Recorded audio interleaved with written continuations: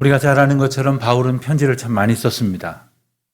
그 가운데에서도 가장 여러 번 또 많은 분량의 편지를 받은 교회는 고린도 교회였습니다. 그 이유는 편지를 보내야만 할 이유가 많았기 때문입니다. 바울의 편지는 교회와 성도들이 가지고 있는 문제에 대한 권면의 성격이 강했습니다. 그렇기 때문에 고린도 교회는 문제가 많은 교회였다. 이렇게 우리는 충분히 짐작할 수가 있게 됩니다. 고린도 교회가 가졌던 가장 큰 문제 중에 하나는 그들이 파당을 지어 나뉘어져 있었다는 것이었습니다. 교회가 전체적으로 어느 정도 규모인지는 알 수 없었습니다만은 그들 중에는 그 교회를 세우고 복음을 전하고 성도들을 양육했던 바울을 추종하는 이들도 있었고, 바울이 그를 핍박하는 사람들을 피해서 고린도를 떠난 후에 목회를 맡긴 두 번째 목회자 아볼로를 추종하는 사람도 있었습니다. 그렇지만 바울도 아볼로도 예수님 본 적도 없지 않느냐 그러며 예수님을 가까이에서 신실하게 따랐던 베드로, 나는 베드로 사도를 쫓을 것이야 했던 이들도 있었습니다. 또 베드로 마저 마음에 안 든다고, 예수님만 따르겠다고, 아마도 예수님께서 공생의 시절 가운데 행하셨던 일들을 가까이서 보았거나 자세하게 들을 기회가 있었던 사람들 중에 아마 그런 사람들이 있었던 모양입니다. 이렇게 크게 내 파당을 지어서 지내던 이들은 그냥 다른 사람보다는 자기들끼리 친하게 지냈던 문제 정도가 아니라 사사건건 부딪히는, 그래서 갈등을 야기하는 문제를 일으켰습니다. 고린도 교회에 있었던 많은 문제들 중에 어떤 사람들은 우상 섬기는 문제, 그래서 우상샘을 먹는 것을 아무렇지도 않게 여겼던 사람들도 있었습니다. 물론 그것을 보면서 아주 깜짝 놀라는, 불편하게 여겼던 사람들도 있었죠. 그런가 하면 음행의 문제 정도는 정말 대수롭지 않게 여기던 이들도 있었습니다. 물론 큰일 날 일이라고 여겼던 사람도 있었습니다. 그들은 이런저런 문제로 갈등을 했을 때 아예 이 문제를 가지고 세상 법정으로 끌고 가던 이들도 있었습니다. 믿음 안에서 공동체가 서로 해결할 그러한 사랑의 노력은 없는 채 말이죠. 그들은 예배를 드리면서도 갈등했습니다. 심지어 성찬에 참여하는데 그냥 앞자리부터 차례대로 성찬식 하면 좋았을 텐데 그 가운데에 지체가 높고 그리고 사회적인 영향력이나 힘을 가진 사람들을 먼저 해야 된다고 그들을 차별하여 앞세우고, 그러다 보니까 가난하고 또 소외된 이들은 성찬에 참여하지 못하는 일도 빚어지곤 했습니다. 기가 막힌 일들이었죠. 그들은 자기가 가지고 있던 생각을 내려놓지 않고 고집을 부렸습니다. 그래서 어떤 이들은 예수님의 부활을 의심하기도 했고 사도 바울의 사도권의 문제를 제기하는 사람도 있었습니다. 그냥 이유만 드러나면 이리저리 당을 짓고 다투었으니 그들 가운데에 무슨 공동체의 기쁨이 있었을까요? 서로 만나는 가운데에 반갑고 행복한 그러한 즐거움들이 얼마나 있었을까요? 이런 것들로 인하여 야기된 가장 심각한 문제는 바로 고린도 교회 구성원들이 서로를 존중하지 않았다는 사실이었습니다. 귀하게 여기지를 않았고, 그래서 칭찬하지도 않고 본으로 삼으려고 하지도 않고 본이 되고자 힘쓰지도 않았습니다. 여러분, 공동체 안에서 서로 본이 되고자 하는 노력도 있어야 되고 본으로 삼으려고 하는 열린 마음도 함께 있어야 하는 것이거든요. 근데 그렇지 않으니 무슨 사랑이 있었겠습니까? 무슨 섬김이 있었겠습니까? 신앙생활을 하면서 참 신앙생활 잘할 수 있는 귀한 비결 중에 하나는 뭐냐 하면 예수님께 걸어가는 그 길을 함께 걸어가는 사람들이 있어야 한다는 사실이고, 또 내 앞에서 나를 이끌어주는 사람, 내가 보고 흠모하는 마음으로 본받아가면서 잘 따라가는 사람이 있을 때 그 신앙생활은 훨씬 더 축복 가운데 잘 될 수 있을 것입니다. 물론 우리가 예수 그리스도만 바라보고 결코 사람 의지해서는 안 될 것이겠습니다마는 우리는 때때로 눈에 보이지 아니하시는 예수님의 인도하심 때문에 우리의 길을 놓칠 때가 참 많은 거예요. 그럴 때 우리 앞에서 좋은 모범이 있다면 얼마나 좋겠습니까? 그러므로 우리 신앙생활 가운데 하나님께서 주시는 좋은 인도자를 만나는 복이 있어야 할 것이고 또 좋은 동반자들과 함께 또 좋은 이들과 선한 영향력을 주고받으며 신앙생활 해 나아가는 하나님의 복이 저와 여러분 가운데 가득하시기를 주의 이름으로 축원드립니다. 여러분, 선한 영향력이라고 하는 말은 착한 영향력이라는 뜻이 아닙니다. 선하시다. 오직 선한 분은 한 분뿐이시죠. 예수 그리스도의 마음을 가진 그러한 영적 능력을 의미하는 거예요. 예수 그리스도의 마음으로 살아가는 이들에게서 받는 영향력이 바로 선한 영향력인 것입니다. 그러한 이들이 가득한 교회, 그래서 서로가 예수 그리스도의 인도하심을 기쁘게 따라가는 교회, 그리고 그러한 교회를 통하여 예수 그리스도의 선한 영향력을 이웃에게 세상에 기꺼이 흘러넘치는 교회, 바로 우리 교회가 그런 교회가 되기를 주의 이름으로 축원드립니다. 바울은 지금 이 긴 편지를 통해서 그 이야기를 하고 있는 거예요. 그리고 나서 맨 마지막 부분에 몇몇 사람들의 이름을 언급합니다. 바울 서신을 자세히 보다 보면 바울이 누군가를 소개하기도 하고 때로는 천거, 추천하기도 하지만 이렇게 어떤 사람의 이름을 들어가면서 그를 공동체 앞에 아주 본받으라고 이렇게 제시하는 경우는 많지 않습니다. 그렇기 때문에 이 말씀이 참 귀한 의미가 있는 거죠. 오늘 말씀 15절에 보니까 스데바나라는 사람의 이름이 등장을 합니다. 그리고 스데바나의 집, 그러니까 스데바나뿐만 아니라 그의 집, 그 집안 전체를 이렇게 소개하고 있습니다.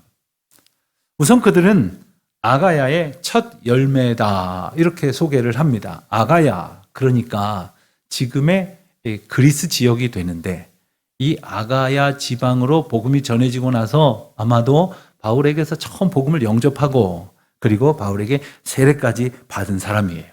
그런데 그 한 사람이 세례받고 하나님의 사람 된 것으로 끝나는 것이 아니라 그의 집안 모두를 그리스도로 인도하였다고 했습니다. 저는 목회하면서 가족들을 위해서 기도하시곤 하지만 홀로 신앙생활 하시는 분들을 보면서 늘 안타까운 마음을, 늘 안쓰러운 마음을 갖곤 합니다. 그렇지만 여러분들 결코 포기하지 마시고 여러분의 가족들과 자녀손들과 또한 여러분의 사랑하는 이웃들이 함께 믿음 안에서 든든히 서 나아가서 하나님께 함께 영광을 돌리는 기독교 명문가정 되는 비전을 결코 포기하지 마십시오. 그렇게 하나님께서 여러분의 가정과 집안을 복 주시기를 간절히 바랍니다. 스데바나라고 하는 이는 그가 복음을 듣고 예수님을 알게 된 기쁨을 온 가족들과 함께 한 뒤에 놀랍게도 그와 그 가문의 가치관이 달라져 버리게 됩니다. 성도 섬기기로 작정하였다는 거예요. 어떤 집안은 우리는 법조인이 돼야 돼. 우리 집안은 대대로 의사가 나와야 돼. 우리 집안은 사업을 크게 일으켜서 나라에 공헌할 수 있는 그런 가정이 돼야 돼. 뭐 여러 가지 목적을 그 가문마다 가지기도 합니다만은 그들은 예수 그리스도로 은혜를 입은 자들의 합당한 사랑으로 충만하여져서 성도 섬기기로, 교회 섬기기로 작정하였다라는 거예요. 지금 제가 우리 영화교회에서 11년째 목회를 하면서도 늘 감사하는 이유이기도 하고 이전에도 더러 경험을 하여 참 마음 가운데 하나님께 감사하는 것 중에 하나가 이런 가정을 보는 것입니다. 한 분, 두 분 이렇게 교회를 열성적으로 섬기는 그런 모습도 참 귀하지만 가정들이 형제간에 동기간에 한 마음으로 교회를 함께 섬겨가는 분들을 보면 정말 귀하게 여겨져요. 얼마나 복된 것일까 하나님께서 저 집안을 얼마나 기뻐하실까 하는 생각이 드는 거죠. 어떻게 그들의 가치관이 이렇게 달라질 수 있었겠습니까? 그것은 바로 예수님의 마음을 품었기 때문이에요. 마가복음 10장 45절 말씀을 보면 예수님께서 이 땅에 오신 이유를 이렇게 분명하게 말씀하시잖아요. 내가 온 것은 섬김을 받으려 함이 아니라 섬기려 한다. 많은 사람의 대속물로 주려 합니다. 라고 말씀하시잖아요. 그런 마음을 품었기 때문에 성도를 섬기고 교회를 섬길 수가 있는 겁니다. 우리 모두 예수님의 마음 품고 성도 섬기기로 작정할 때에 그거 힘들고 지치고 그리고 안 하고 싶은 그런 일이 아니라 그 어떤 것보다도 큰 기쁨으로 우리 주님께서 복 주시는 줄로 믿습니다. 바울은 고린도 교회 성도들에게 간곡한 어조로 부탁을 합니다. 이런 사람들에게 순종하라. 순종하라라는 이 말은 기꺼이 그의 길을 따르라는 말이에요. 그의 길을 쫓아가라는 말이에요. 그의 길을 받아들이라는 말이에요. 그의 모습을 닮아가라는 말입니다. 여러분, 사람이요, 때로 얼마나 교만하냐면 저 사람 좀 봐, 저 사람처럼 해 라고 말하는 거 되게 듣기 싫어해요. 나는 부족하고 저 사람은 온전하니 따라가라 하는 말을 고깝게 여긴단 말이에요. 그러나 귀한 모델을 쫓아감으로 인하여 온전하여진다면 그 복을 누가 받는 겁니까? 내가 받는 것 아닙니까? 내가 더 좋아지는 것 아닙니까? 근사해지는 것 아닙니까? 하나님의 이러한 말씀의 권면마저도 불편하게 여긴다면 어떻게 하나님께서 더 크게 기뻐하실 믿음의 길을 걸어갈 수가 있겠습니까? 바울은 오늘 아주 특별하고 볼수록 아주 귀한 표현을 담아서 그들을 칭찬하고 있어요. 그리고 오늘 말씀에 보면 구체적으로 그들을 칭찬한 이유 두 가지를 이렇게 소개를 합니다. 첫 번째는 17절 말씀입니다. 그들은 너희의 부족한 것을 채웠습니다. 여러분, 부족한 것을 채웠다 하면 어떤 것을 채웠을까 생각이 드십니까? 그렇습니다. 여러분이 생각하시는 그것을 채웠을 거예요. 사람은 부족함을 느끼는 것이 조금씩은 다르지만 따지고 보면 다 비슷한 생각을 합니다. 무엇이 필요한데 우리 가운데 무엇이 없는데 그것을 채우는 사람이 있다는 거예요. 왜 우리는 그게 없을까? 불평하는 사람도 있고 그거 없음을 원망하고 한탄하는 사람도 있지만 조용히 가서 그 부족함을 메우는 사람들이 있어요. 교회도 마찬가지예요. 부족한 것이 있습니다. 그것을 조용히 메우는 거예요. 바로 그런 일들을 봉사하는 것이죠. 사람을 만났을 때도 누군가에게 부족함을 볼 때가 있지 않습니까? 저는 오늘에 이르도록 목회를 하면서 참 당연한 일이지만 참 시간이 갈수록 부족한 게 많고 실수가 참 많다 이런 생각을 하게 되곤 합니다. 이게 제가 겸손한 척하는 게 아니에요. 실상이 그러니까요. 그런데 이 부족함과 실수가 드러날 때에 저만치에서 겨우 따라오시는 분들은 잘 모를 거예요. 보이지 않을 겁니다. 그러나 저와 가까이에서 저와 함께 교회를 섬기고 목회를 도우시는 분들에게는 아마 그게 감춰질 수가 없어요. 다 드러날 수밖에 없어요. 저와 함께 교회를 걱정하시는 우리 장로님들, 또 권사님들, 이 중직자들 눈에는 아마 저보다도 더 잘 보이실 거예요. 그런데 그럴 때에 우리 목사님 이런 부분을 좀 못 챙기시는구나 하시면서 슬쩍 가서 그 부분을 메워주시는 분들이 있어요. 제가 미처 생각하지 못하는 영역을 다 감당하시는 그런 분들이 있어요. 제가 살피지 못한 분을 찾아서 목사님이 보내서 왔습니다 하면서 대신 신방해 주시는 그런 분들이 있어요. 목회를 하다 보면 정말 이런 분들을 뵐 때마다 참 하나님의 복을 내가 많이 받았구나. 하나님께서 이분들을 통해서 나의 부족함을 메우시는구나. 그런 생각을 하게 되어 참 기쁘거든요. 그런데 그런 분들만 있는 건 아니에요. 조그마한 실수를, 조그맣지는 않겠지만 그를 크게 퍼뜨리고 또 없는 말까지 만들고 또 있지도 않은 생각까지 덧붙여가지고 침소봉대에서 목사를 힘들게 만들고 또 교회를 어지럽게 만들고 하는 분들도 정말 왜 교회마다 꼭 그렇게 있는지 모르겠어요. 여러분, 우리가 신앙생활 하면서 시간과 온 정성을 다 들이면서 그렇게 교회 생활을 하면서 정말 다른 사람의 부족함을 메워줄 수 있는 이들 된다면, 성도의 부족함을, 또 특별히 목회자의 부족함을, 교회의 부족함을 메워 지낼 수만 있다면 참 귀하게 쓰임받는다는 사실 절대로 잊지 마시기를 또한 바랍니다. 또 한 가지 칭찬을 하는 것이 있습니다. 18절입니다. 그들은 나와 너희 마음을 시원하게 했다. 여러분, 요즘 속이 시원한 일이 별로 없어서 너무 힘들어요. 답답해요. 이런 생각을 가졌든 저런 생각을 가졌든 유쾌하지 못합니다. 걱정스럽습니다. 이 시간을 지나면서 그런 마음을 갖지 않는다면 그런 나라를 사랑하고 또 이 나라와 이 민족을 이끄는 하나님 앞에 겸손한 마음으로 기도하지 않는다 하여도 지나친 말이 아닐 것입니다. 그래요. 우리 삶에 개인적으로든 공동체적으로든 답답하고 꽉 막힌 듯한 그런 문제가 있는데, 그래서 너무 힘들어하고 있는데, 바로 오늘 본문에 나오는 이 사람들은 나와 우리의 교회의 그러한 답답한 문제들을 시원하게 해결해 주는 사람이었다. 물론 모두가 다 그런 능력을 가지지 못했을 거예요.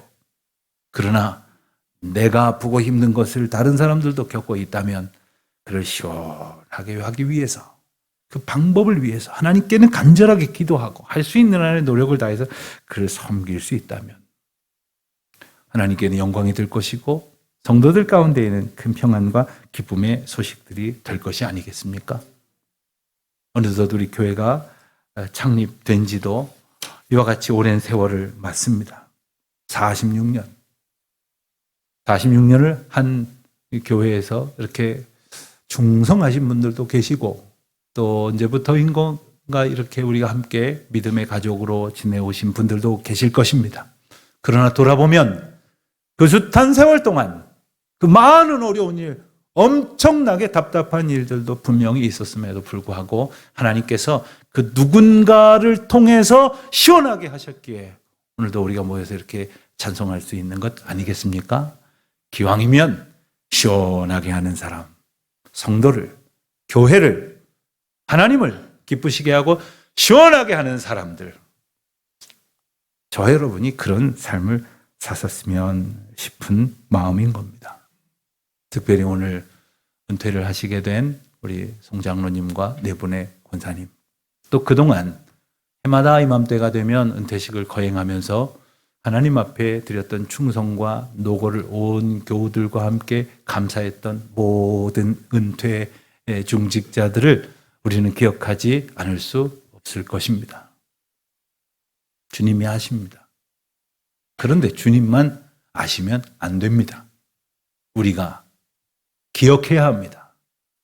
알아줘라 하는 이 말은 우리 마음 가운데에도 동일한 소망을 품고 살아가라 말씀이에요.